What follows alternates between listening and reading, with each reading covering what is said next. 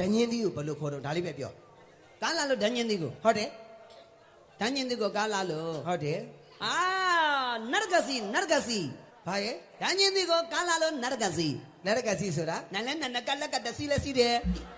ဒါကြောင့်ဒညင်းသီးကိုနရကစီ သိကြတယ်နော် အချာ အဲ့ဒါဆိုမှတ်မအောင်စားတယ်ပြန်မေးမယ် အဲ့ဒီ သမင်း ခန္နာ ဟင်း တရက ချက်သားဟင်း မုရကင်းတရက ဝတ်သားဟင်း ဇိုတရက အမဲသားဟင်း ဝပတရက ဒညင်းသီး ယေရကရ အလျှောက်မပြောနဲ့ဆွမ်းနာနရကစီတယ်ကျုံမှတ်ထားတာ အစနနရကစီဆိုတာဒညင်းသီးအပြောက်အခုယေရကရဆိုတာဒညင်းသီးစားရည်စေနာကားလာပြဿနာတောင်လောမရဘူးနော်ကိုကြီး အဲ့လိုခွဲထားသေးလား အဲ့ဒါဒညင်းသီးတော့ဒညင်းသီးပါအားမြော့မြော့မတ်တဘကိုကြီး မတူဘူးဆိုရင်လုံးစမ်းမအောင်ဒညင်းသီးအညွန့်ကြတော့ဘယ်လိုခေါ်တော့